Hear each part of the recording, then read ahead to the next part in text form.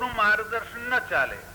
એક જ પરમ શ્રદ્ધેય યોગ પારંગત ગુરુનું માર્ગદર્શન પ્રાપ્ત કરવું જોઈએ. આ કઈ ગાંધી કરિયાણાની દુકાન નથી કે જ્યાં પૈસા આપો ત્યાંથી માલ મળે. એવી વસ્તુઓ નું કશું જ મૂલ્ય નથી હોતું. આ તો અમૂલ્ય મળે છે. અમૂલ્ય મેળવવાને માટે તો સદાચાર અને સંયમ જોઈએ. એ ગુરુના ચરણોમાં રહીને જ પ્રાપ્ત થાય. અને એવો જ શિષ્ય એ વિદ્યાને પચાવી શકે. પ્રાણની સંજ્ઞા ઋષિ છે. પ્રાણની સંજ્ઞા ઋષિ છે. 7 પ્રાણ 7 ઋષિ રૂપત છે. 2 કર્ણ ગૌતમ અને ભરદ્વાજ, 2 આંખો વિશ્વામિત્ર અને જમદગ્નિ, 2 નાસારંધ્ર વશિષ્ઠ અને કશ્યપ તથા વાક અત્રિ. વળી કહેવાયું છે કે પ્રાણ જ વિશ્વનો મિત્ર છે, તેથી તેનું નામ વિશ્વામિત્ર છે. દેવોએ કહ્યું હતું અમારામાં પ્રાણ જ વામ છે, તે જ ભજનીય અને સેવનીય છે, તેથી તેનું નામ વામદેવ છે. પ્રાણ જ સમસ્ત વિશ્વને પાપોથી બચાવે છે, તેથી તેનું નામ અત્રિ છે. ગતિ સંપન્ન પ્રાણ શરીરમાં પ્રવેશીને તેની સતત સંરક્ષા કરે છે, તેથી તેનું નામ ભરદ્વાજ છે. પ્રાણ જ સર્વોત્તમ નિવાસનો હેતુ છે, તેથી તેનું નામ વશિષ્ઠ છે. આમ પ્રાણ ઋષિરૂપ છે, તેનામાં ઋષિની ભાવના કરવી જોઈએ. તે જ વેદ મંત્રોનો દ્રષ્ટા છે. 9મું અંગ મુદ્રા. આરંભના સાધકે પોતાના ઈષ્ટદેવના આયુધોનું કે કર્મા ધારણ કરેલી વસ્તુઓનું મુદ્રા દ્વારા પ્રદર્શન કરવાનું હોય છે. પ્રાણોત્થાન થયા પછી તે મુદ્રાઓ આપમેળે ઉત્પન્ન થાય છે. તે વિવિધ પ્રકારની હોય છે. તેના મુખ્ય 2 ભેદ છે, ચલ અને અચલ. ચલ મુદ્રાઓની અવધિ સમાપ્ત થતા શનૈ શનૈ અચલ મુદ્રાઓનો આવિર્ભાવ થાય છે. ભગવાન વિષ્ણુ, શ્રી રામ, શ્રી કૃષ્ણ, શ્રી શિવજી, ભગવતી દુર્ગાજી, ભગવતી લક્ષ્મીજી, ભગવતી સરસ્વતીજી, ભગવતી ગાયત્રીજી ઇત્યાદિ દેવદેવીઓની મુદ્રાઓ ધારણાની ભૂમિકામાં ઉત્પન્ન થાય છે. તે કાળે પ્રાણ અપાન સૂક્ષ્મ બન્યા હોય છે.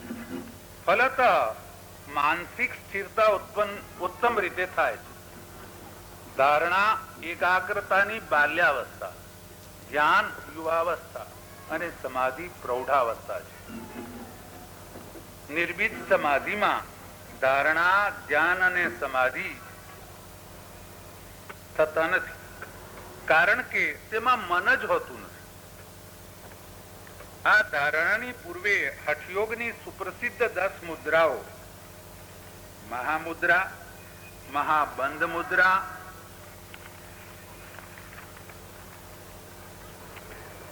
મહાવેદ મુદ્રા, ખેચરી મુદ્રા, ઉડ્યાનબંધ મુદ્રા, મૂલબંધ મુદ્રા, જાલંધર બંધ મુદ્રા, વજ્રોલી મુદ્રા, વિપરીત કરણી મુદ્રા, શક્તિ ચાલન મુદ્રા સિદ્ધ થઈ ગઈ હોય છે.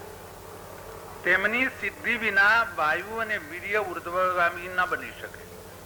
મુદ્રાઓના પ્રદર્શનથી ઈષ્ટદેવ પ્રસન્ન થાય છે. 10મું અંગ તર્પણ. સાધકે આરાધ્ય દેવ, અન્ય દેવદેવીઓ, ઋષિ મુનિઓ અને પિતૃગણોને તર્પણ દ્વારા તૃપ્ત કરવાના હોય છે. તેથી તે યોગારંભ ના સમયે તર્પણની સામાન્ય વિધિ કરે છે અને પ્રાણોત્થાન થયા પછી અર્થાત યોગ પ્રવેશ થયા પછી વિશેષ વિધિ કરે છે. તે વિશેષ વિધિથી આરાધ્ય દેવ, દેવદેવીઓ, ઋષિમુનિઓ અને પિતૃગણો તૃપ્ત થાય છે. આમ સાધક સર્વ ઋણોમાંથી મુક્ત થઈ શ્રી પ્રભુજીના શ્રી ચરણોમાં સ્થાન પામે છે. 11મું અંગ હવન. યોગ પ્રવેશ પૂર્વનો હવન સામાન્ય હવન હોય છે. તેમાં હવ્ય દ્રવ્યોની આહુતિઓ આપવામાં આવે છે. પ્રાણોત્થાન થયા પછીનો હવન વિશેષ હોય છે. તેમાં હવ્ય પણ વિશેષ પ્રકારનું હોય છે. પ્રકૃતિ ભેદને અંગે સાત્વિક, રાજસી અને તામસી સાધક ભિન્ન ભિન્ન પ્રકારના હવન કરે છે. સાત્વિક સાધકના હવનમાં સંયમ અને ઇન્દ્રિયો અગ્નિ, યોગી યજમાન, પરાત્પર દેવ, હવિ કર્મેન્દ્રિયો તથા વિષયો, સાધન પ્રાણ, ફલ પાપ નિવૃત્તિ અને ચિત્ત શુદ્ધિ છે. 12મું અંગ બલિ. આરાધ્ય દેવને નૈવેદ્ય નિવેદન કરવું તે બલિ છે. સાત્વિક સાધકો સાત્વિક, રાજસી સાધકો રાજસી અને તામસી સાધકો તામસી નૈવેદ્ય નિવેદન કરે છે. સાત્વિક સાધક આત્મસમર્પણ, રાજસી સાધક રાજસી સમર્પણ અને તામસી સાધક તામસી સમર્પણ કરે છે. જ્યારે ભૂત શુદ્ધિનું કાર્ય આરંભાય છે ત્યારે સાધકનું શરીર અત્યંત ક્રિશ થઈ જાય છે. આમ તે પોતાના જ રુધિર માંસ ઇત્યાદિને બલિના રૂપમાં સમર્પે છે. 13મું અંગ યાગ. યાગના 2 ભેદ છે, બહિર્યાગ અને અંતરયાગ. તેમાં બહિર્યાગ સામાન્ય અને અંતરયાગ શ્રેષ્ઠ છે.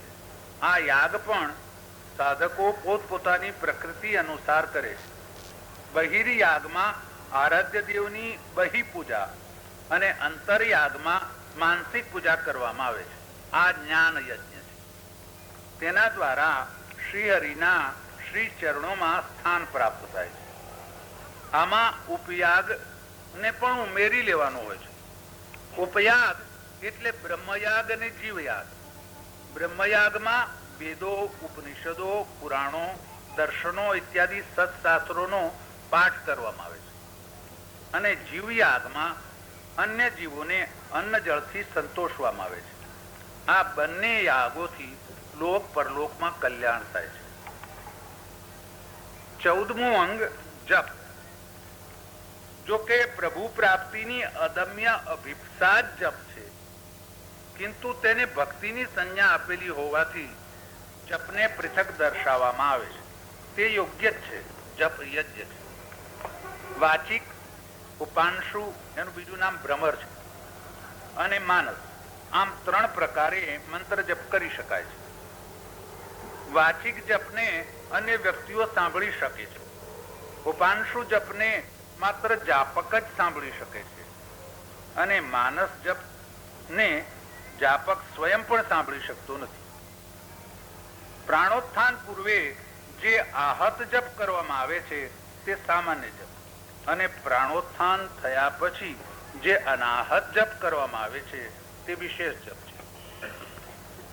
આ જપથી સિદ્ધિ પ્રાપ્ત થાય છે તથા ઈશ્વર સાક્ષાત્કાર થાય છે.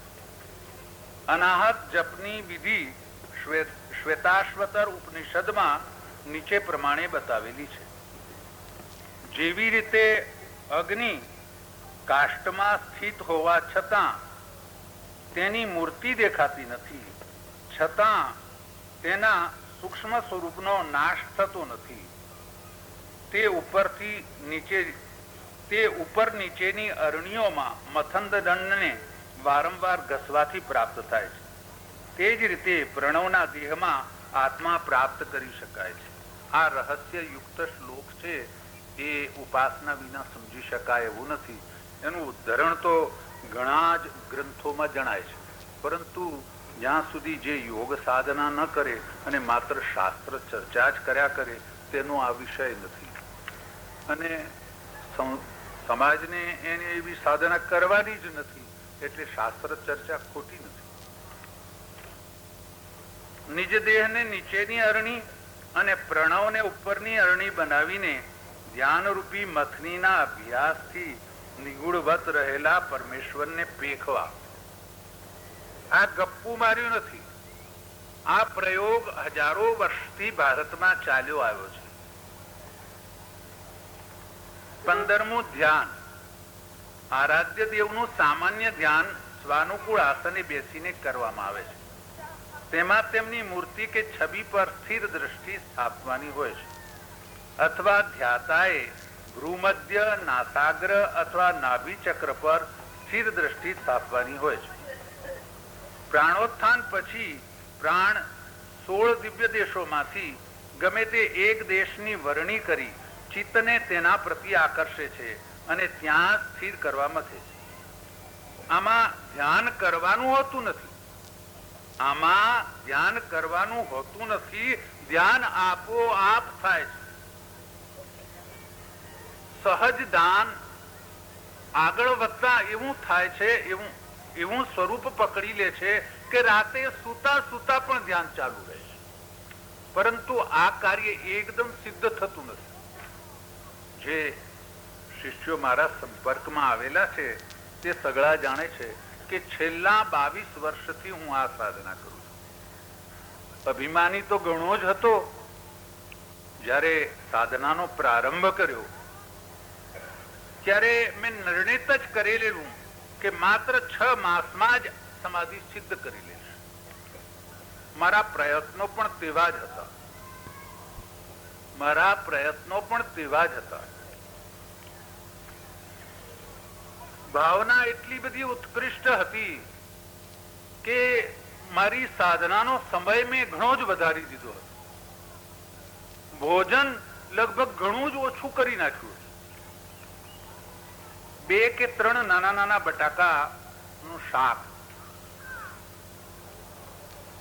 અને ઉકાળો, સિંગોનો ભૂકો, મગફળીનો ભૂકો, આ 9 ટાકે આટલો જ આહાર લઈને હું આખો દિવસ વિતાવી દેતો. ઉકાળો પીતો હતો. 2 વખતના ઉકાળામાં 9 ટાક દૂધ ભાગ્ય વપરાતું. મારી સેવા કરનારા ભાઈ બહેનો ખૂબ જ સાવધ રહેતા હતા. મેં એમને કહી દીધું હતું કે હું બધા અપરાધો માફ કરી દઈશ, પરંતુ મને ભોજનમાં દગો કરશો તો હું તમારા પર ગુસ્સે થઈશ, અહીંથી ચાલ્યો જઈશ. મારા કાર્યમાં તમે વિક્ષેપ ન કરશો, હું કહું તે જ રીતે વર્તજો. તે પ્રમાણે તેઓ વર્તતા.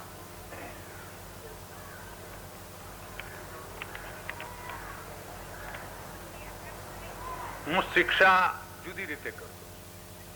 જો કોઈ એવું અપરાધ કરે તો હું બીજે દિવસે ભોજન છોડી દેતો.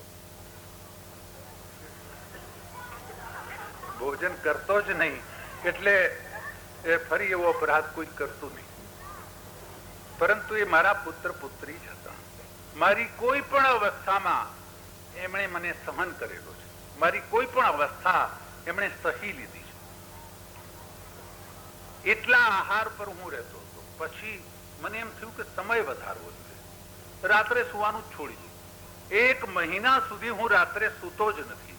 દિવસ અને રાત 6 મહિનામાં યોગ પૂર્ણ કરવો હતો. પછી શું થયું? જ્ઞાન તંતુ શ્રમિત થઈ ગયા. શરીરનું મને ભાન ન રહ્યું. વસ્ત્ર પણ મારું છૂટી ગયું. અને ત્યાર પછી હું નર્મદા કિનારા પર 15 દિવસ નિર્વસ્ત્ર ફર્યો છું. પણ મારા શિષ્યો મારા પર ઘણો સ્નેહ રાખતા હતા. એ મારી પાછળ જ પડ્યા હતા. કાંટામાં જ ચાલતો, ભાન તો હતું જ નહીં શરીરનું કોઈ. કેટલા દિવસથી ખાધું જ નહોતું. અને તેમાં ચોમાસાની ભરપૂર નર્મદા વહેતી હતી. ગાડા જેવો જ હતો, ગાડો જ હતો. ભાન રહેતું નહીં. એકદમ નર્મદામાં ભૂસકો મારતો. બધા રડી પડતા. એ કેવી રીતથી હું બચ્યો છું એ પ્રભુ જાણે. મારી કોઈ યોગ સિદ્ધિએ મને બચાવ્યો છે હું નથી માનતો. મારા ઈશ્વરે જ અને મારા ગુરુએ જ મારી રક્ષા કરી છે હું માનું છું. બધા ગુરુ ગુરુ તો કરોડો માણસ છે. એમાં જેને ગુરુનો ખરો અનુભવ કર્યો છે એવા માણસો ઘણા ઓછા હોય છે. જેને આપણે મહાપુરુષો કહીએ છીએ એ જ ખરા મહાપુરુષ, ખરા ગુરુને ઓળખે છે.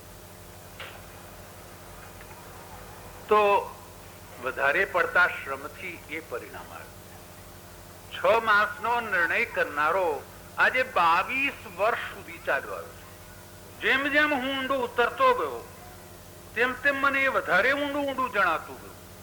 મેં પણ નક્કી કર્યું કે મરવું આમાં જ છે. આમાં જ મરવું છે.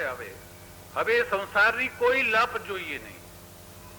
તે વખતે મારા પ્રવચનો ઘણા પ્રેમથી બધા સાંભળતા. ચારે તરફથી મને આમંત્રણો મળ્યા કરતા હતા. એટલે આકર્ષણ પણ ઘણું હતું, મનમાં એવી ભાવના પણ ઘણી હતી કે ભારતમાં હું પણ કોઈ કાર્ય કરું. પરંતુ આ બધી ઘેલછાઓ છે, એ બધી ઘેલછાઓથી એક દિવસે મુક્ત થઈ જવાય છે. આગળ જતા આમાં જયારે પર વૈરાગ્ય ઉત્પન્ન થાય છે ત્યારે મુક્તિની ઈચ્છા પણ છૂટી જાય છે. તો પછી બીજી વાત શું કરવાની રહી?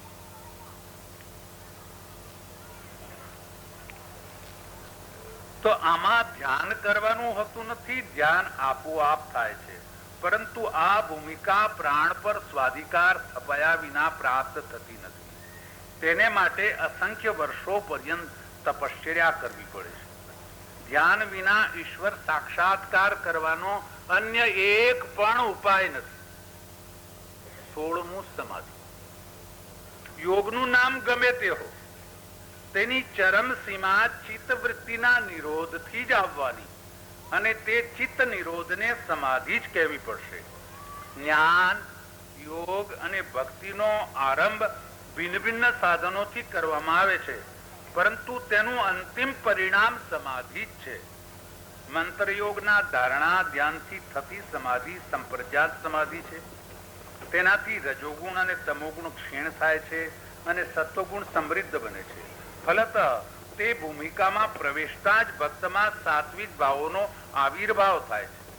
મહર્ષિ ગેરંડ મુનિએ ભક્તિ યોગ સમાધિનું વર્ણન આ પ્રમાણે કર્યું છે. સ્વ હૃદયમાં ઈષ્ટ દેવતાના સ્વરૂપનું ધ્યાન ધરવું અને પરમાનંદ પૂર્વક ભક્તિ યોગ દ્વારા એવું ચિંતન કરવું કે આંખોમાંથી હર્ષાશ્રુ વહેવા માંડે, રોમાંચ જન્મે અને અચેતન બની જવાય.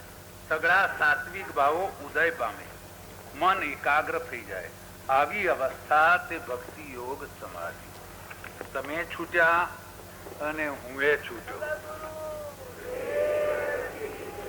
આ લેખ કઠણ છે ઘણો, પણ એ વાંચી સંભળાયો છે. હવે કેટલાક ભાઈઓનું કહેવું એવું છે કે આપે અંતમાં તીર્થ સેવા સમાજની કઈ કલ્પના આપવી જોઈએ. તો તે સંબંધમાં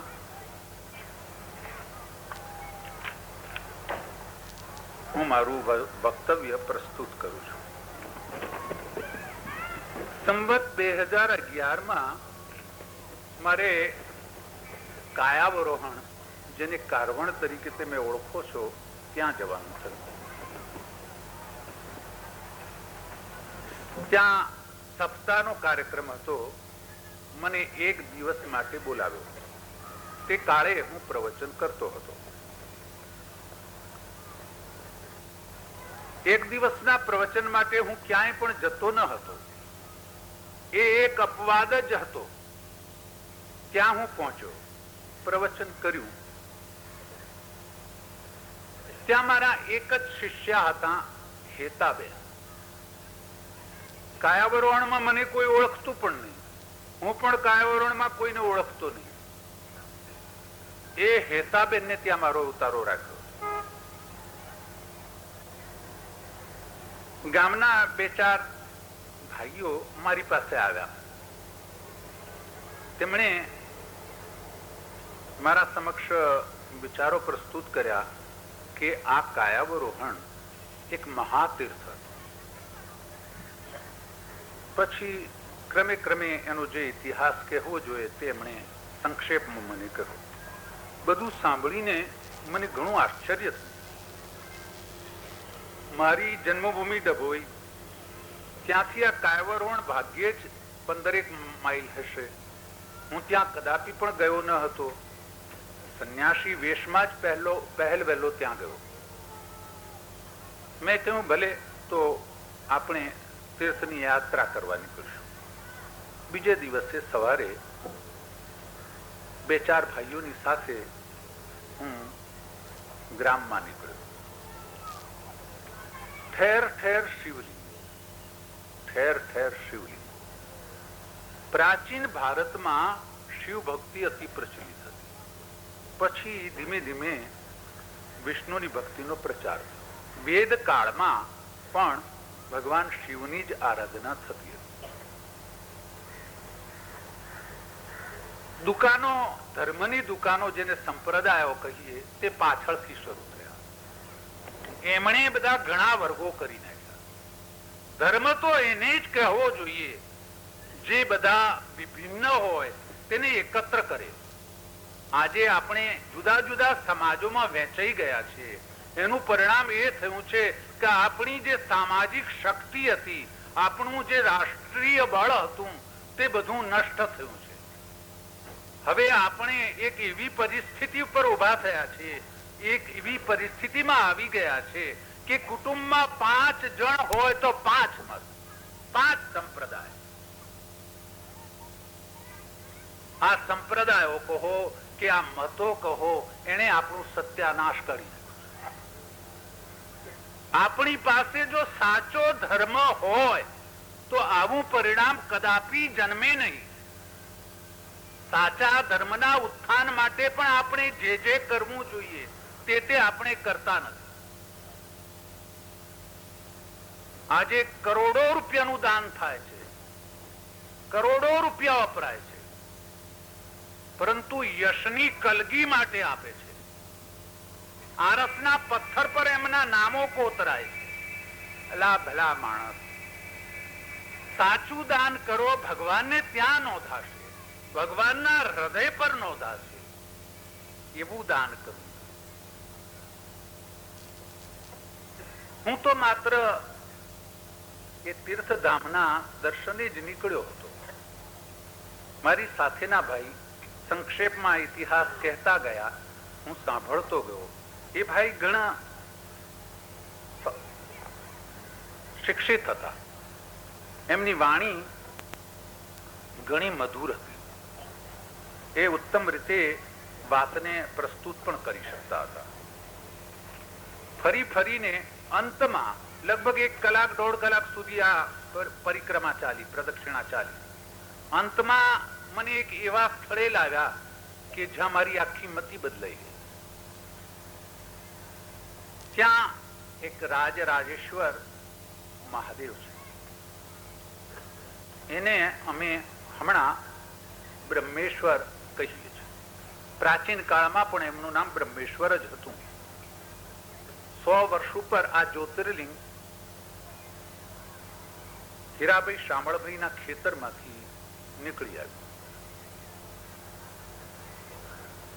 એવું અદભુત બાણ છે, એવું અદભુત બાણ છે કે એક વખત આપ એને જોઈ લો, અને જો આપણા હૃદયમાં શિવ ભક્તિ હોય તો હું કહું છું કે ત્યાં ને ત્યાં તમારા પગ જડાઈ જાય, ત્યાંને તમારી આંખો સ્થિર થઈ જાય, હૃદય સ્તબ્ધ થઈ જાય. નાડી બંધ કરવાની ને હૃદય બંધ કરવાની વાત કરો છો, એ ભાવથી પણ થઈ શકે છે. તમારામાં જેવો ભાવ હોય તેવું પરિણામ આવે. એ ભાઈ ચતુર કહેવાય. એમણે બધું જ બતાવ્યું અને અંતમાં પછી મને ભગવાન બ્રહ્મેશ્વરના દર્શન કરાવ્યા. એમાં એક વિશેષ ઘટના પણ હતી.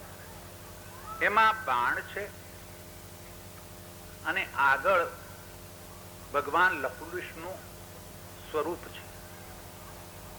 એ ભગવાન લકુલિશનું સ્વરૂપ જોતામાં જ હું સ્તબ્ધ થઈ ગયો. નાનું સરખું મંદિર, ઉપર પતરા, બહુ જ કંગાલ હાલત.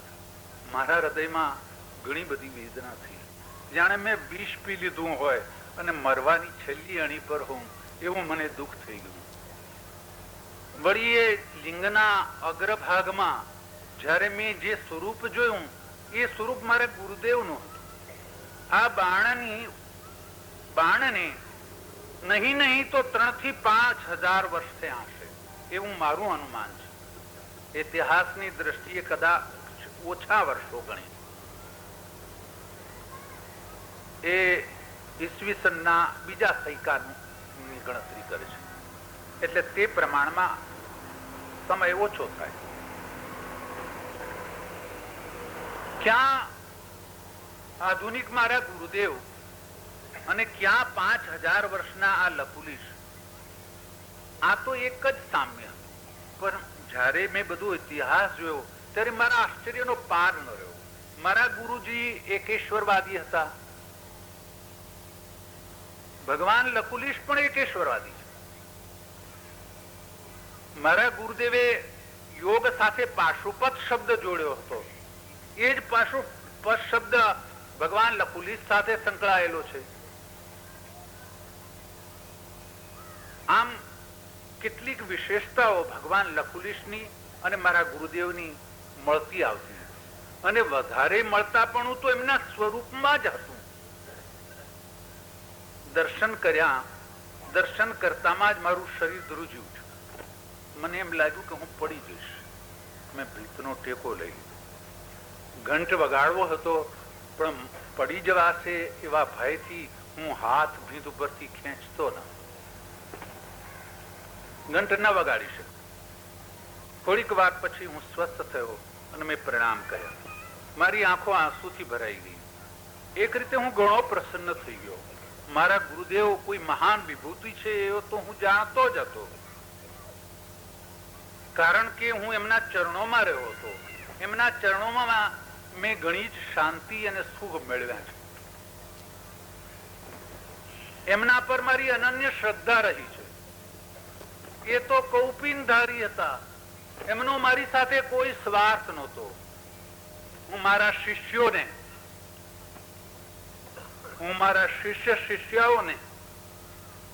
એક પ્રશ્ન પૂછું છું કે કદીએ તમે બાપુજીને કોઈ વસ્તુની ઈચ્છા કરતા જોયા છે? કોઈ વસ્તુ તમારી પાસે મેળવવાની મેં કોઈ યુક્તિ પ્રયુક્તિ કરી છે? એનો જવાબ તમે નામાં જ આપશો. મેં કદી કોઈ વસ્તુ તમારી પાસેથી મેળવવાની ઈચ્છા રાખી નથી. હા, એક જ વસ્તુની ઈચ્છા રાખી છે, તમારો પ્રેમ. રાજપીપલામાં મને એક બહેને પહેલા જ બાપુજી કહ્યું. એ વખતે તો હું એ બહેનને ઓળખતો પણ નહોતો, પણ એ મને અનન્ય પ્રેમથી ચાલતી હતી. એનું અવસાન થઈ ગયું છે. એ બહેને મને પહેલા બાપુજી કહ્યું. સંસાર છોડીને નીકળેલો, ગ્રસ્તાશ્રમી બનેલો નહીં. બાપુ શબ્દ વાલો લાગ્યો હશે, ગમે તેમ કહો, પણ એના તરફ મારી આંખ પડી અને મને એમ લાગ્યું કે મારું બાળક છે. એનો બાપુ શબ્દ મારા હૃદયમાં જડાઈ ગયો. અને ત્યાર પછી મેં એકાદ કોઈ પ્રસંગે વાત કરી હશે કે આવી રીતે એક પ્રસંગ બન્યો અને એક બહેને મને બાપુજી કહ્યું, અને એ બાપુજી શબ્દ મને ગમ્યો છે. આ ગમ્યો છે એ વાત સાંભળી એટલે બધાએ એ બાપુજી શબ્દને પકડી. આજે એ બાપુજી શબ્દ ઘણો વ્યાપક થઈ ગયો છે. બધા બાપુજીના નામે જ ઓળખે છે. બાકી મારા નામના તો બધા ઘણા ઘણા અપભ્રંશો થયા છે. કૃપાલાનંદ કે પાલવાનંદ, આ તો શુદ્ધ નામ છે. કૃપાલાનંદ, કૃપાનંદ, કૃપલાનંદ, કર્પલાનંદ, ટપલાનંદ, બધું.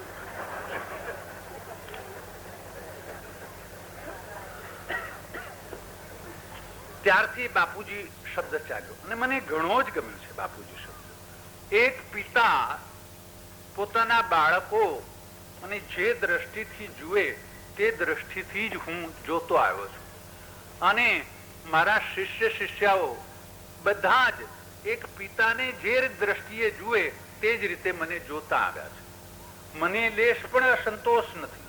હા, હું એમને કહું છું, મારા બેટા બેટી થવું સરળ છે, શિષ્ય થવું ઘણું કઠણ છે. શિષ્ય થવું હોય તો બધી જ વાતો સહી લેવી પડશે. આજે તો બહેનો ધારે તે મને જમાડી દે, ધારે ત્યાં ઉઠાડે, ધારે તે વખતે ઉઠાડે, ધારે તે વખતે બેસાડે, ધારે તે કરાવે. બાપા ઘોડો થાવ તો ઘોડો થવું પડે.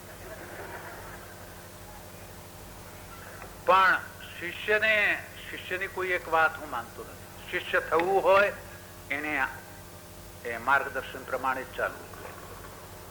એને જેમ ઘોડાને લગામ જે ઈશારો કરે તે જ ઈશારાને માનવો પડે છે, તેમ શિષ્ય તે જ ઈશારાને માનવો જોઈએ. એ જેને માનતા બળ પડે એ શિષ્ય નથી.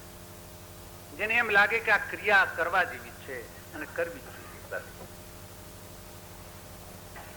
અંતમાં મારે બોલવાનું જ છે, છતાં ચિરંજીવી રાજર્ષિ મળ્યા પછી મને સુખ થયું છે કે હવે કોઈ શિષ્ય જોઈતો નથી. હવે મને કોઈ શિષ્યની ઈચ્છા નથી. ગ્રસ્ત શિષ્યોની પણ હવે હું દીક્ષા આપવાનો નથી કોઈને. કારણ કે હવે બહુ વર્ષો સુધી એ કાર્ય કર્યું. કોઈ પેઢી તો ચલાવતો જ નથી. કોઈની પાસેથી આજ સુધીમાં લાખો રૂપિયા લીધા છે, લાખો રૂપિયા શું કરોડો રૂપિયા લઈશ, પરંતુ એ રૂપિયા અને હું કદી અડ્યો પણ છું, મૂકી રાખ્યા છે. હમણાં જ એક ભાઈ 10,000 રૂપિયા ઓચિંતા જ આપી ગયા. હવે આ રૂપિયા મૂકવા ગયા, આખી રાત સંભાળી રાખવા પડ્યા. સવારમાં ડાયા ભાઈ આવ્યા ત્યારે બંડલ આપવું પડ્યું. તો આમ પૈસાને અડતો નથી એવું નથી. પૈસાને અડું છું, પાઇપ પડી ગઈ હોય તો આજો આવી બેદરકારી ના રાખીશ. પણ એક વાત કહું કે આ વ્યવહાર છે. આપે મારા પર વિશ્વાસ કર્યો છે કે બાપુજીને આ નાણાં આપીએ છીએ, બાપુજીએ નાણાંનો સદવ્યય કરવો જોઈએ. ઇતર વિષયોને છોડી દો. ભગવાનના દર્શન કર્યા, આંખોમાં આંસુ ભરાઈ આવ્યા. મને આશ્ચર્ય તો એ થયું કે મારા ગુરુદેવનું સ્વરૂપ આ સ્થળે અને આ તીર્થમાં. હું દૃઢ પ્રકૃતિનો છું. બધું જ સાહિત્ય એકત્ર કરવા માંડ્યું. ત્યાં કોઈએ કહ્યું કે અહીં હીરાભાઈ શામળભાઈ કરીને એક શેઠ છે, એ આમાં ઘણા રસ લે છે, આમાં ઘણો રસ લે છે. મેં કહ્યું કે એમને મોકલ્યું. પણ એમને આ વાત સાંભળી તે સાથે જ દોડતા આવ્યા. એમનો સ્વભાવ પણ આવો હતો. એમની પણ એવી ઈચ્છા હતી કે આ ભગવાન જ્યાં બેસાડ્યા છે એ સ્થળ અનુપયુક્ત છે, કોઈ સારા સ્થળે ભગવાનને બેસાડવા જોઈએ. આ લિંગનો મહિમા તો જુઓ. જ્યારે સોમનાથની માટે ભગવાન સોમનાથનું નવો આવાસ બન્યો ત્યારે જામ સાહેબ અને દ્વારકા પીઠાધીશ્વર બંને જણ વચ્ચે વાર્તાલાપ થયો કે આપણે આ નવા પ્રાસાદમાં પધરાવવાને માટે કોઈ પુરાણું શિવલિંગ શોધી કાઢવું. તો ભારતના સુપ્રસિદ્ધ શિલ્પી સોમપુરાજી ને એમને બોલાવ્યા અને તે કાર્ય સોંપ્યું. એ ઘણા સૂક્ષ્મ બુદ્ધિ વાળા છે, આ વિષયના અનુભવી છે. બધે જ ફરતા ફરતા ફરતા કાયાબરોણમાં આવ્યા. આ સ્વરૂપને જોયું. આ તો ઐતિહાસિક સ્થાન છે. જે ગુજરાતને ઓળખે છે તે કાયાબરોણને ઓળખે છે, અને જો ગુજરાત કાયાવરણને ભૂલી ગયું હોય તો તે ખરું ગુજરાત નથી. કાયાવરણ તો આ ગુજરાતનો આત્મા હતો. સોમનાથ તો એનું એક ઉપકેન્દ્ર હતું. સોમનાથ તો એનું ઉપકેન્દ્ર હતું. ભારતમાં 12 જ્યોતિર્લિંગો છે.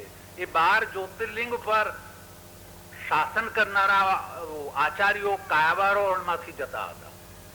એના આચાર્યો ત્યાંનો આચાર્ય તૈયાર કરતા હતા. એને 2 પ્રકારની શિક્ષા આપવામાં આવતી હતી. શાસ્ત્ર શિક્ષા આપવામાં આવતી હતી અને યોગ શિક્ષા આપવામાં આવતી હતી. પંડિતો જ મોકલવામાં નહોતા આવતા, યોગીઓ મોકલવામાં આવતા હતા. આમ ભારતમાં ચારે તરફ આ પાશુપત ધર્મનો પ્રચાર થયો હતો. આપને બધાને આશ્ચર્ય થશે, આ ધર્મ ભગવાન લકુલીશનો ધર્મ 1, 2, 5, 25, 50 વર્ષ સુધી નહોતો ચાલ્યો, 1500 વર્ષ સુધી ચાલ્યો. ભગવાન લકુલીશની મુદ્રાઓ સોનાના મુદ્રાઓ પર છપાતી હતી. સુવર્ણ મુદ્રાઓ ચાલતી હતી તે કાળે. તેના પર લકુલીશની છાપ હતી. આજે પણ કાશીમાં તમે જશો તો એના ભવ્ય દ્વાર ઉપર ભગવાન લકુલીશનું ચિત્ર છે. આમ આ પાશુપત સંપ્રદાય અતિ પ્રસિદ્ધ હતો. ભારતના ગૌરવમાં આ ગુજરાતનું ગૌરવ વધારનારો કોઈ તીર્થ હોય તો આ મોટામાં મોટું તીર્થ છે. આપણે ત્યાં જેમ દિલ્હી એ રાજધાની છે, રાજધાનીને માટે અમુક અનુકૂળતાઓ જોઈએ છે. તો આ કાયાવરણ ગુજરાતની ધર્મધાની, ધર્મનું સ્થાન, આ મહાકેન્દ્ર હતું. આ કોઈ સામાન્ય તીર્થ ન હતું. આ તો મહાતીર્થ હતું કે જ્યાંથી ગાયત્રી મંત્રનો પ્રસાર થયો છે.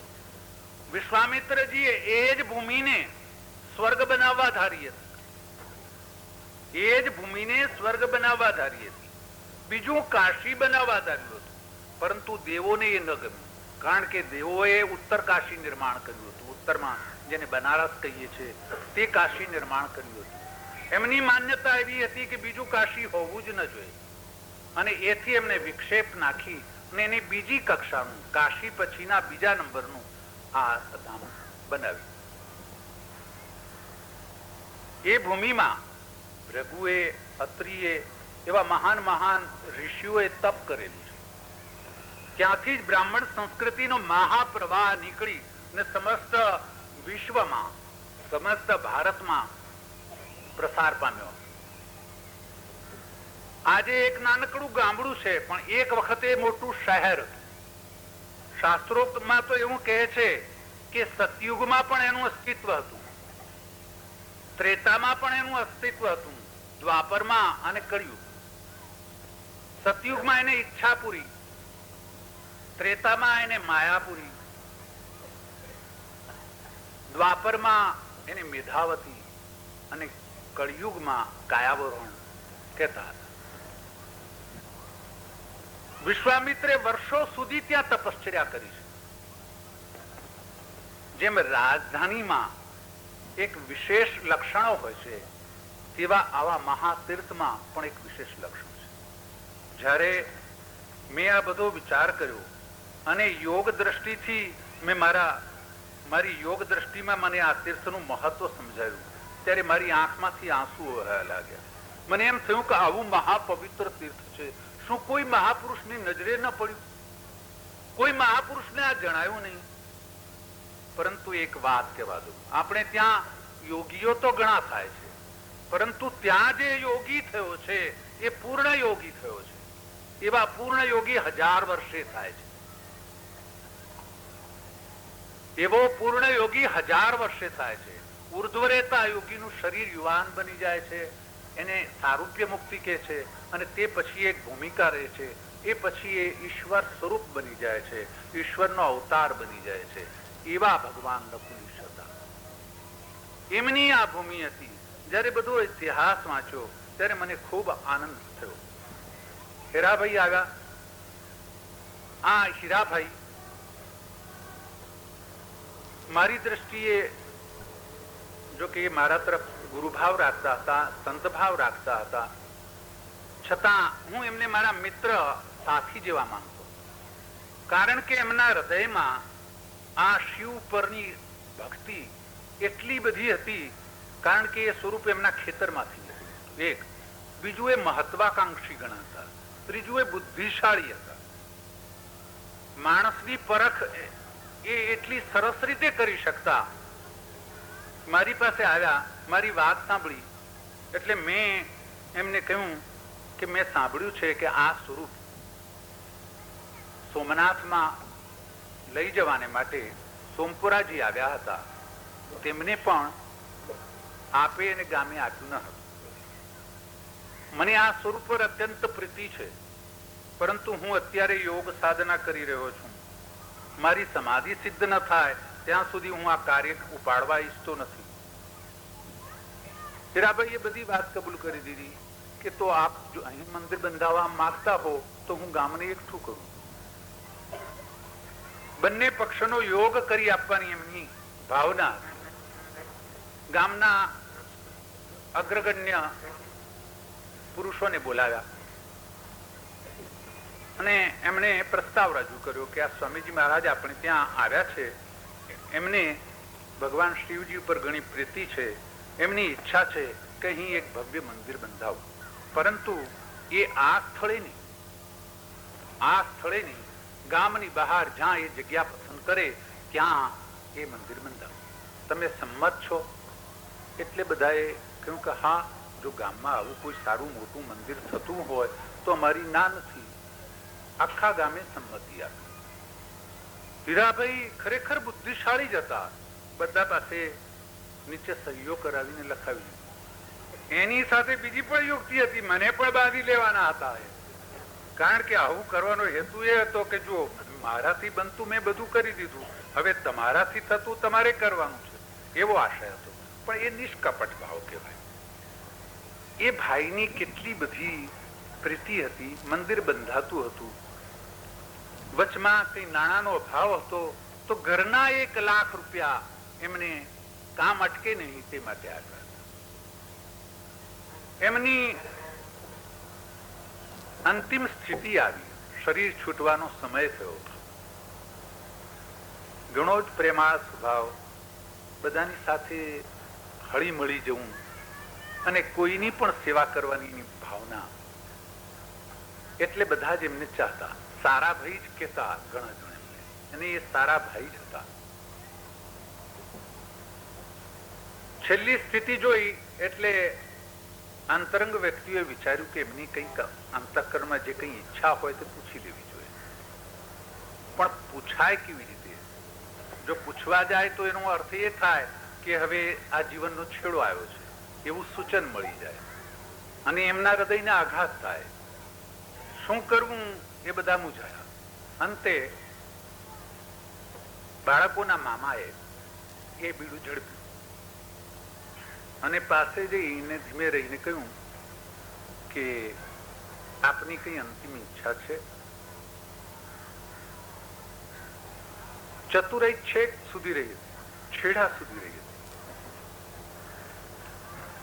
કે કરવાના છો તમે? સામો પ્રશ્ન પૂછ્યો કે મારી કોઈ અંતિમ ઈચ્છા હોય તો તમે તે પૂરી કરવાના છો? એટલે સામેથી તરત જ જવાબ મળ્યો કે કેમ નહીં, તમારી અંતિમ ઈચ્છા એ અમારી જ ઈચ્છા. તો બોલાવો બધા. દીકરાઓ આવ્યા, દીકરાની બહુ આવી, બીજા સ્વજનો આવ્યા. ડોસાએ કહ્યું ગામના આગેવાનોને બોલાવો. ગામના આગેવાનોને બોલાવ્યા. એક તો મરણના પાછળના ભોજનમાં એ માનતા જ નહીં હોય, પરંતુ એ વ્યવહારુ ઘણા હતા. એમને એમ થઈ ગયું કે ઘણી સંપત્તિ વાળો હું અને મારા મરણ પાછળ કોઈ એક થોડા બ્રાહ્મણો કે થોડા ગરીબો એ ન જમે અને સગાવાલા પણ ન જમે, ગામ ન જમે, તો આ બધું કમાયેલું શું કામ? એટલે પહેલી વાત એ મૂકી. દયાભાઈ એમના મોટા પુત્ર અહીં બેઠેલા જ છે, એ પોતે મરણ પાછળના ભોજનમાં માનતા જ નથી. એ જ આગેવાન ને એમને જ બોલાવ્યા. એ જ ડોસાના પુત્ર, એટલે ડોસામાં પણ એવું જ ભાવ હોવો જોઈએ. પણ આ વાત જ જુદી. ગામમાં એક સારી ભાવના છવાઈ રહે અને શાંતિથી જવું એવો ભાવ હશે. એટલે કહ્યું કે ભાઈ મારા મરણ પાછળ આખા ગામને જમાડજો અને ચોખ્ખું ઘી વાપરજો, ચોખ્ખું ઘી વાપરજો. પણ બેટાઓ પણ એવા, એના 4 દીકરાઓએ જે ગાડીઓ ઉભી રહી, બસ ઉભી રહી, બધાને ઉતારીને જમાડ્યા છે. ગામમાંથી જે કોઈ પસાર થાય પ્રવાસી, એ બધાને ઉતારીને કે જમીને જાઓ, જમીને જાઓ.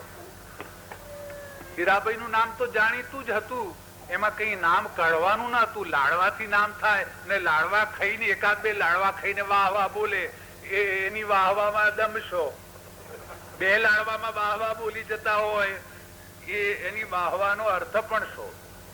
બધા જમ્યા.